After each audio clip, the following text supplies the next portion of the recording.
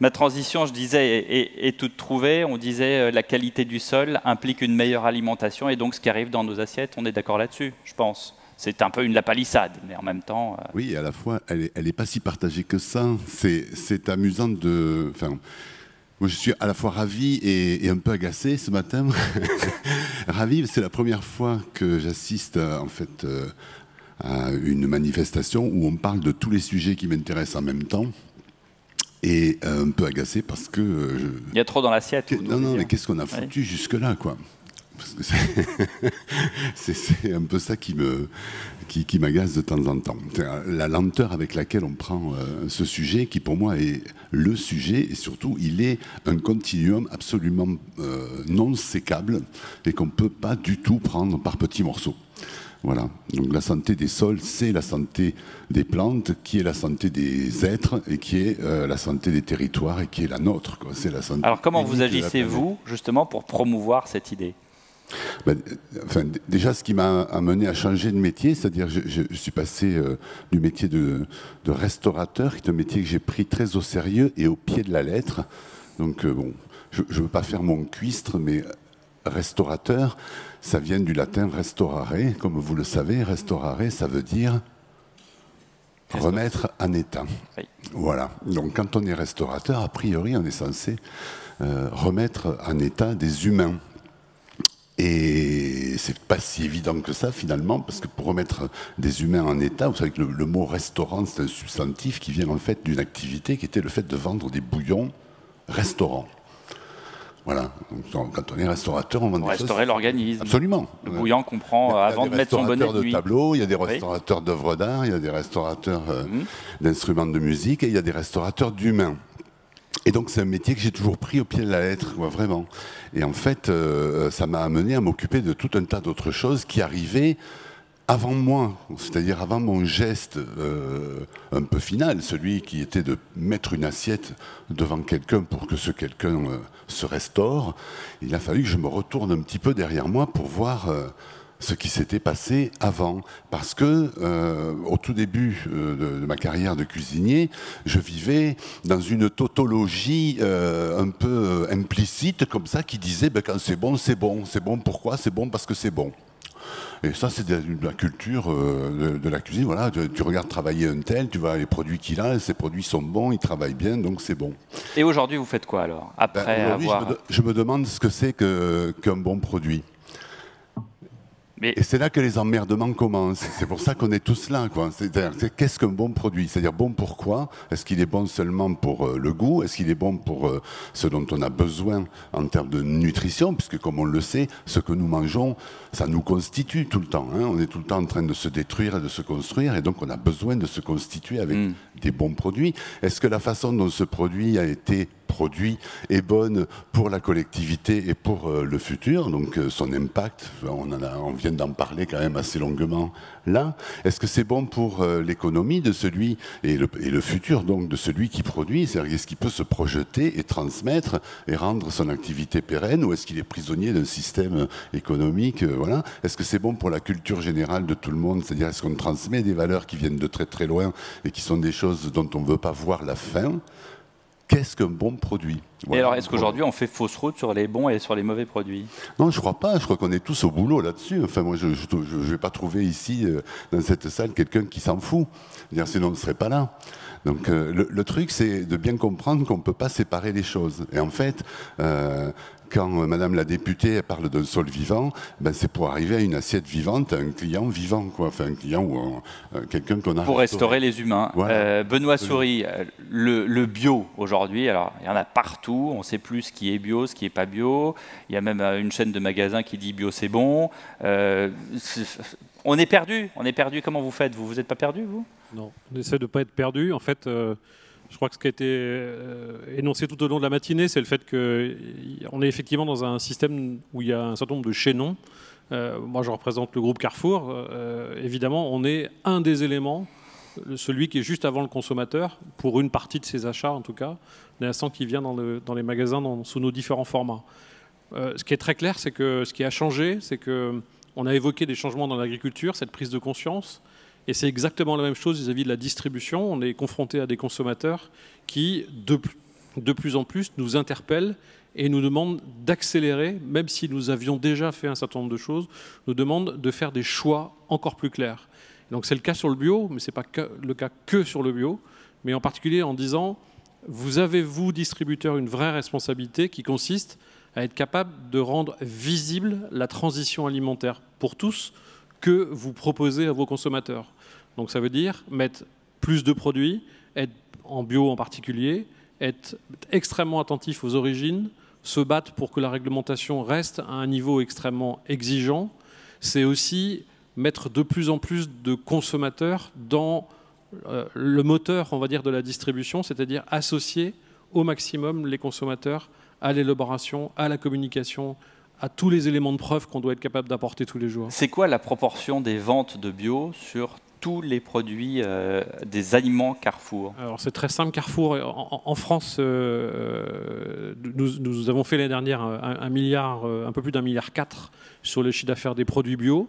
Ça veut dire que nous sommes le premier distributeur et les produits bio dans tous nos formats pèsent un petit peu plus de 5% des produits que nous distribuons. Et ça, c'est en croissance? C'est en croissance. Pendant de nombreuses années, la croissance était très équilibrée entre les magasins spécialisés, Bio c'est bon, que vous avez cité, mais bon, et d'autres, d'autres, bien sûr. et la grande distribution. Et depuis 2017, on voit une accélération plus forte dans la grande distribution. D'abord parce que la grande distribution a pris conscience qu'on était passé d'un marché de mode à un marché extrêmement important, auquel les consommateurs étaient extrêmement attentifs et pour lequel nous étions obligés d'offrir à la fois une offre produit, mais aussi une forme de conseil et une forme de créativité qui soit assez singulière pour que les consommateurs viennent encore dans nos points de vente. Et comment deux produits identiques, un bio, un pas bio, ça existe souvent. Moi, j'achète souvent des compotes de fruits pour mes enfants. Il y a bio et pas bio, c'est exactement la même marque. Il y en a un qui est bio.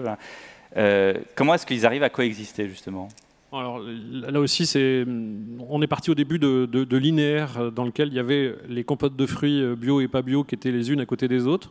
Nous avons fait le choix de plus en plus de regrouper dans des shop-in-shop dédiés les produits bio pour qu'un consommateur puisse trouver dans un hypermarché de 10 000 m², puisse avoir 500-600 m² qui soient dédiés au bio, dans lequel on va retrouver des fruits et légumes vendus en vrac et non plus sous plastique. Parce que les consommateurs achètent tout bio ou zéro bio ? En fait, il y a vraiment cette dichotomie ? On a fait le constat très simple, c'est que dès l'instant qu'on est présent en linéaire classique, l'huile à côté de l'huile, bio et pas bio, on va être capable de capter un certain nombre de consommateurs. Mais si on veut aller plus loin, c'est-à-dire si le consommateur veut augmenter son expérience d'achat en perdant le moins de temps possible et en ayant un conseil, parce qu'on a aussi recruté des conseillers bio qui sont là-dessus. Enfin, là, c'est aussi parce que vous évitez de mettre le prix du pas bio à côté. Donc évidemment, il y a le portefeuille qui parle. Non, c'est absolument pas ça. Je pense qu'au contraire, il faut être fier de dire qu'un produit bio ne peut pas être au même prix qu'un produit non bio. Et si effectivement il n'y a pas un effort pédagogique, on l'assume. On a tort. Et donc on assume parfaitement ça. Vous souriez. Oui. Pourquoi ? À part le fait que vous soyez content d'être avec nous, mais... Voilà, c'est parce que je suis ravi d'être là. Non, mais vous écoutez Benoît Souris. Oui, c'est cette histoire de prix et on a un peu évoqué avec Madame la députée tout à l'heure Alexandrine Lefebvre. L'agriculture qui est punitive en termes de rendement et qui donc induit un prix de revient. Et donc, voilà. Je pense qu'on est capable de sortir de ça aujourd'hui. Je ne pense pas qu'on soit, contrairement à ce que j'entends souvent, je ne pense pas qu'on soit dans un monde fini. Le monde du vivant, il est infini, en fait. C'est pas obligatoire que les produits de qualité, bio ou autres, mais en tout cas qui présentent les qualités qu'on souhaite, soient fondamentalement plus cher. Et puis, on va bien le voir aujourd'hui, parce que ça va être dans les sujets abordés, il y a peut-être des façons d'orienter la puissance publique vers des pratiques d'encouragement et d'incitation qui font que, de fait, ce qui pourrait faire qu'un produit de qualité ne serait-ce qu'au démarrage ou pendant la transition serait plus cher, ne le soit pas tant que ça, en fait. Parce que on pourrait imaginer, par exemple, que tout ce qui concerne les sols, dont vous avez parlé tout à l'heure, et notamment on va y venir, leur remise en état, ou ce qu'on appelle la fertilité, en fait, retrouver cette fertilité-là, tout ce qui est de l'ordre du coût induit pour arriver à ces résultats, peut-être être considéré comme autre chose que des coûts de production. Vous voyez, on peut imaginer que, par exemple, la PAC pourrait orienter une partie au secours, la PAC. Non, c'est pas mais pas au secours, il faut bien qu'elle serve à autre chose qu'à assurer 50% du revenu des agriculteurs, point. Je veux dire, c'est idiot de le considérer comme ça. Donc c'est peut-être bien de penser que tout cet argent public, donc, qui est le nôtre, à tous, il serve à un bien qui est commun, même si, on l'a bien vu, il était accaparé quelquefois aux propriétés d'intérêts privés, mais il est quand même un bien commun. La fertilité des sols, pour moi, c'est comme l'air et c'est comme l'eau. Benoît Souris, est-ce que quand vous entendez Arnaud Daguin, et on vous a entendu d'ailleurs dire que Carrefour et les autres distributeurs assument le fait que le bio c'est plus cher, est-ce que vous seriez d'accord qu'il y ait une politique publique qui dise non, le bio c'est pas forcément plus cher, il faut que ça soit à prix égal, voire moindre? Ah non, je serais totalement opposé parce que je pense très honnêtement qu'il y en a assez on va dire d'un certain nombre d'injonctions qui peuvent être... Vous appelez ça de la démagogie? Oui, c'est-à-dire je pense que si on veut faire croire aux consommateurs que le bio pourrait être au même prix que le pas bio, c'est inutile. On sait qu'on a plus de 7500 agriculteurs qui se sont convertis au bio l'année dernière en France. Ils le font en général sur des surfaces plus petites. Ils supportent des coûts de contrôle particuliers avec une productivité qui n'est pas la même. Donc nous, toute notre démarche est de se dire, il y a tout ce que fait effectivement les aides à la conversion qui sont connues, si tant est-il qu'elles soient payées en temps et en heure. Donc notre rôle à nous, c'est de chercher à faire une contractualisation sur des périodes longues, parce qu'on ne fera pas de bio s'il n'y a pas de filière. Ça veut dire que c'est nous, distributeurs, qui devons, en tout cas sans exclusivité bien naturellement, mais c'est nous qui devons prendre l'initiative, en tout cas rencontrer aussi le monde agricole qui se dit « je ne peux plus continuer à produire de la même façon ». Donc on a clairement pris, nous, des engagements très clairs. On dit on fait un contrat, on le fait pendant 5 ans, ça couvre la période de conversion, la période ensuite durant laquelle le produit est bio. On est capable effectivement d'encadrer la structure tarifaire pour être capable d'apporter un revenu récurrent à l'agriculteur. Et on a même été jusqu'à proposer au monde agricole de préfinancer les aides à la conversion attendues, puisqu'on a constaté que ça crée des énormes difficultés de trésorerie. Donc on s'est dit, OK, autant que ce soit nous, avec une de nos structures financières, qui soit capable de l'apporter. Donc on n'est pas simplement en train d'attendre au bout de la chaîne ce qu'on peut faire, mais au contraire, on est convaincu que c'est en s'intéressant du début jusqu'à la fin qu'on aura un vrai sur toute la rôle. chaîne de fabrication de l'aliment. Absolument. Là-dessus, Arnaud Daguin?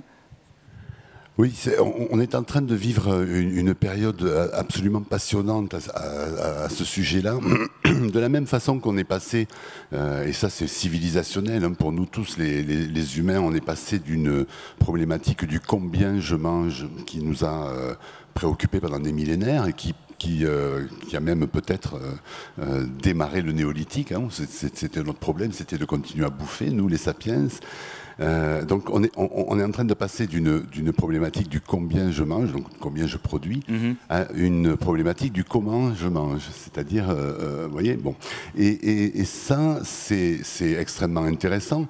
Et en même temps, en ce moment, il est en train d'arriver un truc absolument fascinant sur lequel je suis très très attentif. C'est qu'on est en train de passer d'une problématique d'audit de moyens à une civilisation d'audit de résultats. C'est-à-dire qu'on va avoir très vite là, alors ça pointe le nez, on est vraiment au tout début, on va avoir les moyens de faire raconter à une pomme absolument toute son histoire, et y compris avec les informations qu'elle contient dans son eau liée, comme le dit le professeur Marc-Henri, dans son eau morphogénique, si vous voulez.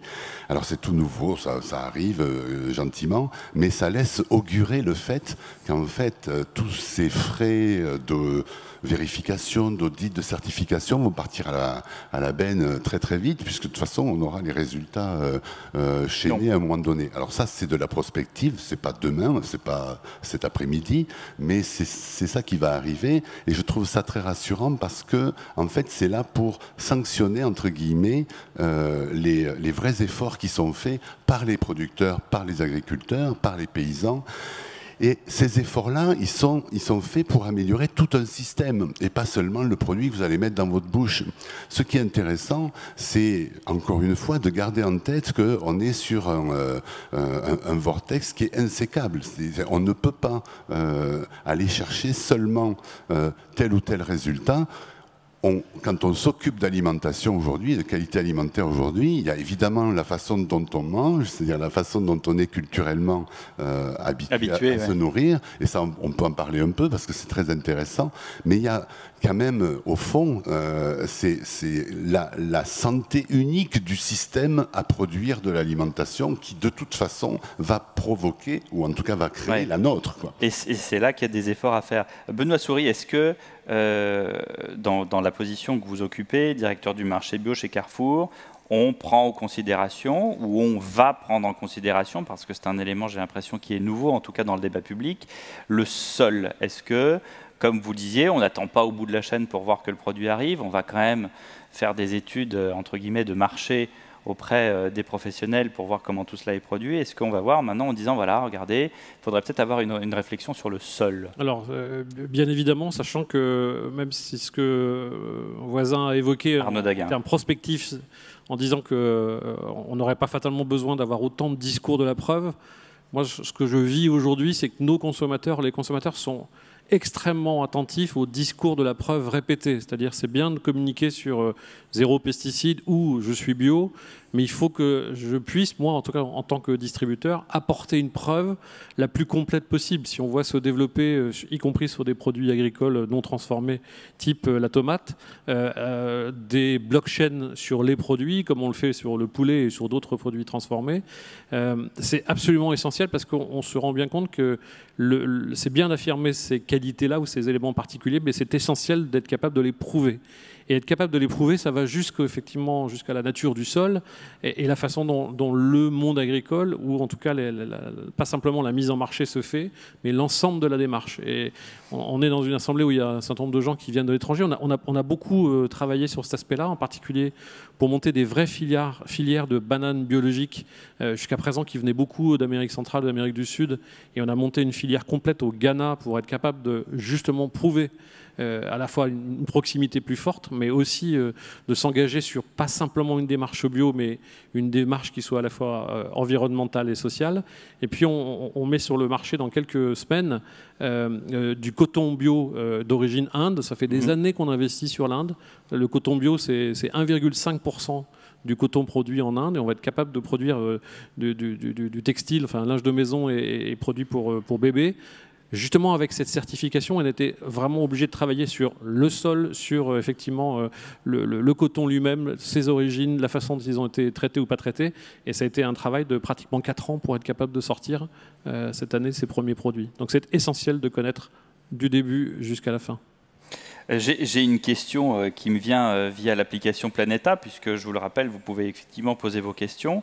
Elle est très intéressante, c'est Madame Gibelin de Météo France qui nous pose cette question. Est-ce que le bio suffit ou faut-il aussi changer les modes de production des produits de la grande distribution ?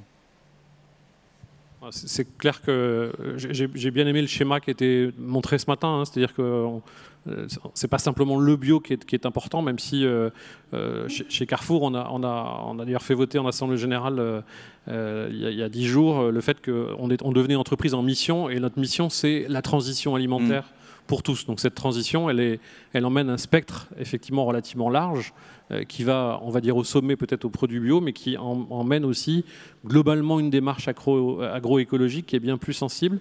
Alors bien sûr, on s'adresse à des consommateurs dont la diversité est extrêmement importante, tant à la fois en termes de pays qu'en termes de CSP ou de revenus. Donc il faut être attentif. Néanmoins, on est absolument convaincu que les aspirations profondes qui sont de plus en plus évoquées dans les pays dans lesquels la couverture des besoins alimentaires primaires est réussie. Et on a tout à l'heure eu des exemples de là où ça ne l'est pas encore. Donc il faut être très modeste, mais je pense que vraiment, on ne peut pas prendre simplement uniquement entre guillemets la Rolls avec le bio. Il faut s'intéresser à l'ensemble de cette démarche-là.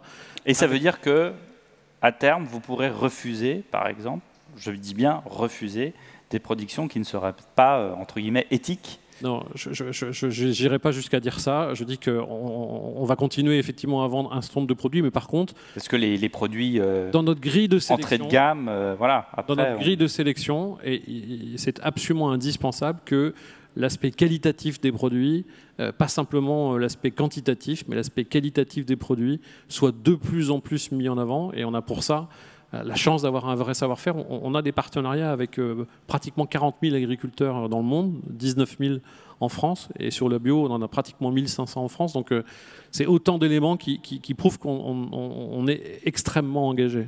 Arnaud Daguin, vous seriez pour refuser justement toute cette production moi, je serais pour que certains disent épouvantable?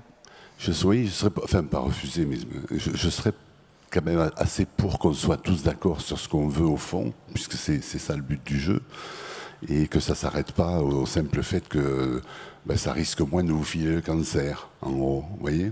Là, on va loin, là. Non. Non, c'est ça.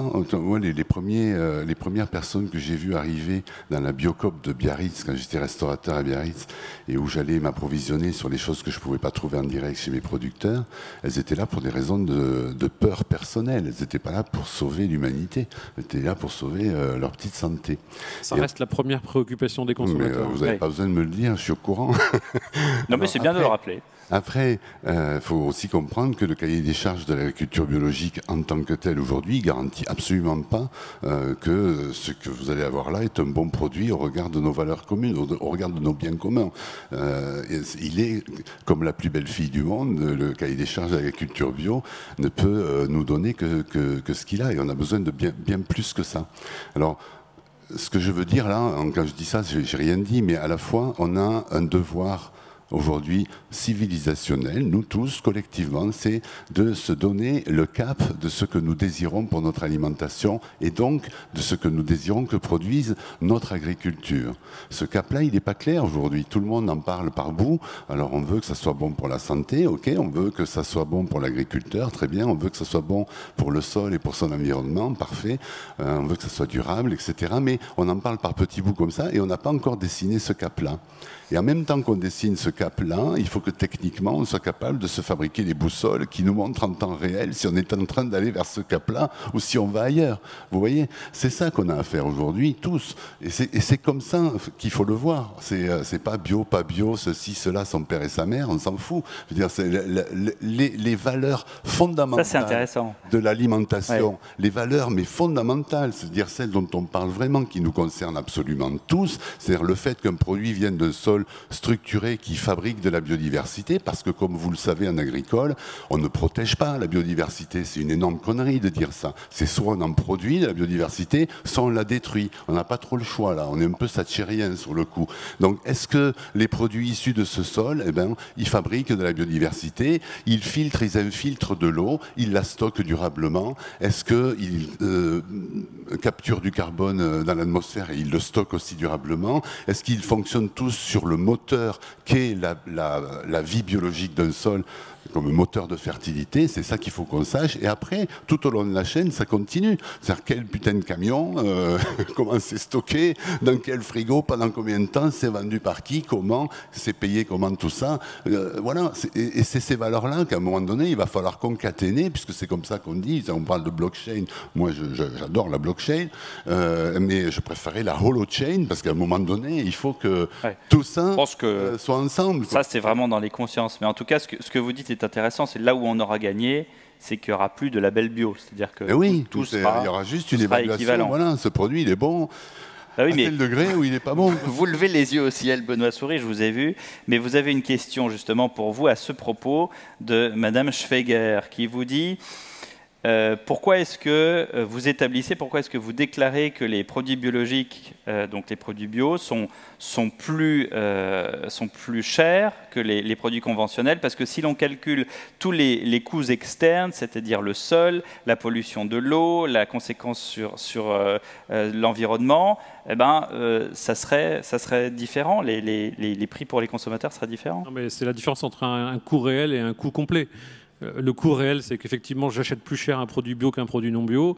Et effectivement, si on prend le coût complet versus tout ce qui vient d'être évoqué par la question de madame, c'est bien évident que le produit bio, il est certainement moins cher que le produit conventionnel. Et vous voyez bien. Vous êtes d'accord, c'est formidable. Est-ce que Carrefour envisage de contractualiser des filières en agriculture de conservation des sols ? On a un certain nombre de discussions là, sur ce sujet-là, qui est différent du bio, pour clairement que ce soit au cœur de ce que le consommateur appelle comme étant au moins le premier étage de l'engagement du monde agricole et du monde de la distribution pour que les choses changent. Je veux juste dire aussi un mot. Quand on a dit que c'était chez Carrefour, il y avait dans la mission effectivement cette transformation alimentaire pour tous. Il faut se rappeler que pendant très longtemps, des groupes de distribution comme certains groupes industriels avaient une politique RSE, indépendamment ou presque du business. Ce qui est très nouveau, par exemple, chez nous, c'est qu'on vient de renégocier l'ensemble des emprunts du groupe. C'est quand même pour 3,5 milliards d'euros. Et on a introduit pour pratiquement, on est la première entreprise en France, un indice RSE qui fera que nos ressources financières seront moins chères si on est réellement acteur dans une politique RSE qui va nous amener à investir plusieurs millions d'euros sur l'accompagnement du monde agricole dans la création de filières bio, mais pas que bio, y compris agroécologique, comme vous venez de l'évoquer. Arnaud Daguin. Oui, moi, ça fait longtemps que je ne fais plus la différence, enfin, en tout cas de façon formelle. Hein, depuis que je m'occupe un petit peu de ces sujets-là, j'ai bien compris qu'en fait, bio, pas bio, gros, petit, circuit long, circuit court, court-circuit, FNSEA, Confédération paysanne, tout ça, c'est des clivages presque idéologique quelquefois, mais aussi de fait, d'histoire. C'est ce que disait le professeur Lal tout à l'heure dans ses commandements, où il disait qu'il faudrait qu'on fasse de la politique sans moralité, sans morale, sans moralisme. C'est cette histoire d'enjeu, c'est ce que je vous disais tout à l'heure, c'est-à-dire on a un cap, est-ce qu'on est capable de définir ce cap sur ce qu'on veut, et à partir de là, chacun de là où il est prend le chemin qu'il veut et se fait accompagner comme il peut. C'est pour ça qu'on a créé ce mouvement pour une agriculture du vivant. En fait, si nous l'avons créé, c'est parce qu'on était quelques-uns à plein d'étages différents du système alimentaire, à se dire que d'abord il fallait faire se parler des gens qui se parlaient jamais, et que ça suffisait maintenant les vieux dossiers et les foutages sur la gueule pour des histoires anciennes, ou en tout cas d'idées préconçues ou d'idéologies, et que seul finalement le cap et les moyens pour y aller étaient importants. Et donc voilà, quand on veut un produit qui soit issu d'un sol vivant en bonne santé, ou d'une bestiole vivante en bonne santé, eh bien c'est ça qu'il faut viser, et après on l'appelle comme on veut, mais en tout cas on peut l'évaluer, quoi. C'est ça l'important, en fait. Une réflexion de Mike Parrish, qui est australien et qui interviendra tout à l'heure, qui nous dit qu'en Australie et aussi aux États-Unis, il n'y a pas forcément une bonne, une bonne connaissance de la connexion entre la production alimentaire et la santé humaine. Oui, mais c'est pas seulement dans leur pays. Je pense que chez nous non plus, on est plein d'idées reçues là aussi. Ça fait combien de temps? Ça fait on va dire quelques années seulement qu'on a réalisé que finalement le gras c'était pas mauvais forcément. Et d'ailleurs, on est en train de réaliser qu'il faudrait plus dire le gras. De la même façon qu'il faudrait plus dire la viande, de la même façon qu'il faudrait plus dire le sucre, mais il faudrait dire quel gras, quelle viande et quel sucre. Bon, on va y arriver. Hein. C'est une acculturation de toute façon façon à laquelle on n'échappera pas, mais là aussi, ça va faire l'objet d'évaluations un peu différentes, quoi. Mais quel type de gras dans tel aliment ou dans telle bestiole, qui a bouffé quoi, qui vient de quel sol, etc. etc., Bah, plus il y a d'informations, mieux c'est, non? Oui, mais c'est de la culturation. C'est-à-dire c'est vraiment la façon dont on fait monter le niveau culturel de tout le monde sur le sujet. Et ensuite... Mais pourquoi il y a des raccourcis comme ça, d'ailleurs? Ça, c'est peut-être le distributeur qui peut répondre. C'est très pratique. Enfin, c'est très pratique, Benoît Souris. C'est adapté au marché, si vous voulez. Incontestablement, mais ce qui est quand même aussi évident, c'est que la prise de conscience de la population au sens de plus en plus large, de l'incidence de ce que l'on mange sur sa santé, et effectivement, d'une part, et d'autre part, le niveau de culture, c'est-à-dire le gras, les gras, la viande, les viandes, etc., comme vous venez d'évoquer, la bio, le bio, si on est encore en 2019, je crois qu'on a vraiment une prise de conscience et une culture et une passion collective. Il y a qu'à voir effectivement, il y a cet épiphénomène de Yuka qui n'est plus un épiphénomène avec 10 millions d'utilisateurs. Donc même si on peut juger et considérer que ça n'est qu'un prisme particulier de notation sur un produit fini, néanmoins c'est un signe de plus du fait que la conscience collective sur ces sujets d'alimentation est vraiment au cœur des citoyens. Juste un petit mot sur ces habitudes alimentaires, sur nos régimes et la façon d'aborder, d'appréhender cela. Et c'est assez marrant, ça fait un parallèle avec l'agriculture justement. Ce matin, on était en train de discuter pendant la pause, là, on parlait de pratiques agricoles, avec M. Reynaud notamment, qui est agriculteur, qui n'est pas seulement l'architecte de Planeta, mais qui est aussi agriculteur. Et on disait, c'est marrant, il n'y a pas de recette en fait, même si les techniques qu'on met au point pour progresser, pour faire des progrès sur les matières organiques, sur les sols, sur la non-érosion et tout ça. Mais il y a des fois où le paysan il dit, oui, mais ça, même si on me dit qu'il faudrait le faire là, je ne vais pas le faire là, parce que je ne le sens pas. D'accord? Et ça, moi, ça résonne. Je suis cuisinier. Et il y a plein de... Vous savez qu'en cuisine, il n'y a pas de recettes. Les recettes, c'est pour les gens qui ne sont pas cuisiniers, on est d'accord? Je suis bien d'accord avec vous. Donc, les recettes, on les écrit pour les gens qui ne font pas la cuisine. Donc, il faut bien une idée. En même temps, voilà. Non, la cuisine, ça s'apprend en faisant la cuisine. Au moins, on ne se loupe pas. Hein. Oui, enfin, faut voir. Mais on ne se réussit pas non plus très souvent. Mais ce n'est pas le sujet. Le sujet, c'est que le cuisinier, donc, comme l'agriculteur, à un moment donné, il ne va pas faire ça. Parce que ce produit-là, c'est pas le gigot d'agneau, c'est pas la carotte, c'est une carotte ou un gigot d'agneau. Vous voyez? Et qu'à un moment donné, cette appréhension du monde qui n'est pas de l'ordre de la lecture vraiment, qui est de l'ordre d'un ressenti différent, elle doit prévaloir pour notre santé à nous aussi. Il n'y a pas de règles et de recettes pour se nourrir. La seule personne qui sait ce qu'elle a besoin pour être en bonne santé, pour le manger, au fond, c'est nous. Individuellement, on est tous uniques. Le problème, c'est qu'on le sait sous des couches et des couches et des couches de marketing, de pub, de culture, d'affect, d'émotion, de compensation. On est comme ça. Et du coup, c'est très compliqué d'enlever toutes ces pelures pour arriver à ce dont on a besoin vraiment en termes d'alimentation. Et c'est ça qu'il faut creuser, à mon sens, si on veut aller... Parce qu'on va vite s'apercevoir que si on était tous capables de se nourrir en fonction de ce dont on avait besoin vraiment au fond, on n'aurait pas besoin de fabriquer toutes ces bestioles dans des hangars. Vous voyez, on n'en serait pas à ces proportions-là.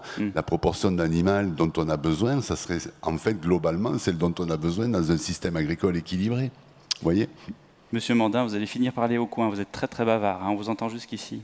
Monsieur Souris, question pour vous. Comment la transition numérique, qui modifie largement le modèle économique de la distribution, modifie-t-elle également le comportement des consommateurs ? Alors, la révolution numérique, d'abord, elle fait que des consommateurs achètent dans des grandes surfaces de moins en moins de produits non alimentaires. Elle modifie pour l'instant à la marge le comportement sur les produits alimentaires. Autrement dit, un groupe comme le nôtre, il souffre, et c'est une notoriété publique, dans ces très grands hypermarchés, là où nous vendions beaucoup de produits non alimentaires, du textile, l'électroménager et le reste. Et nous n'avons pas de difficultés particulières sur les produits alimentaires. Cependant, il est très clair qu'on investit massivement. Hein. On a annoncé qu'on allait investir 2,8 milliards d'euros d'ici 2022 sur l'ensemble des projets liés au digital, donc à la transformation digitale, parce que, bien naturellement, les consommateurs sont de plus en plus attentifs à avoir une facilité pour faire leurs achats et veulent perdre le moins de temps possible, c'est-à-dire avoir le prix de l'hyper, livré chez eux en moins d'1 heure. Donc, et le sourire de la crémière. C'est exactement, donc et du livreur quand ça peut arriver. Donc c'est effectivement un très gros élément de transformation absolument majeur dans une entreprise comme la nôtre. On y investit beaucoup d'argent. C'est pour l'instant un chiffre d'affaires en progression de l'ordre de 30% l'année dernière. Nous sommes, comme beaucoup de distributeurs français, partis un peu en retard. Et l'avantage, si je puis dire, que je vois dans l'existence en particulier d'Amazon, dont on connaît la puissance, oui, c'est qu'effectivement, il oblige des entreprises comme les nôtres à se transformer. Et on a en particulier dans ce cadre-là fait des accords mondiaux avec Google pour être capable d'aller bien plus vite, de mailler leurs outils avec nos outils logistiques. Bref, on est dans une pleine... C'est là qu'on se dit que la concurrence, finalement, ça a du bon. C'est incontestable. Je suis très heureux de vivre dans un monde dans lequel la concurrence est possible. On a besoin de coups de fouet, malheureusement. Question de Monsieur Schott, de l'IRD. Pensez-vous possible de s'engager sur des produits qui n'entraînent pas de dégradation des sols dans les zones de production, et notamment hors de France? C'est adressé à qui? À vous deux. Moi, je ne suis pas acheteur. Non, non, mais vous observez quand même les mouvements. Ce que je vois, c'est que ça bouge de partout, que je ne connais pas un seul agriculteur qui ne se pose pas de questions aujourd'hui, que la première question, c'est peut-être d'ailleurs pas assez évident pour tout le monde, c'est l'érosion, tout simplement. On est, vous savez que nous, depuis le néolithique, on fabrique du désert, donc on va dire ça fait 12 000 ans qu'on fait du désert, et pendant 11 850 ans, on a fait du désert bio, et depuis 150 ans, on fait du désert chimique. Et en plus, on l'envoie...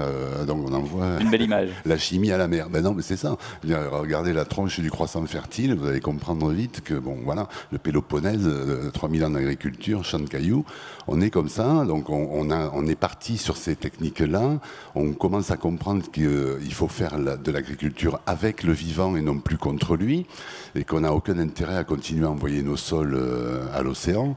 Donc bon, ça rentre, hein. Moi je vois tous les gens que je fréquente maintenant ont compris ça, quoi, quelque part, et ensuite toutes les autres valeurs viennent se mettre là-dessus. Déjà, il faut avoir du sol, après sur ce sol, il faut des matières organiques, et après. Eh bien, merci à vous deux.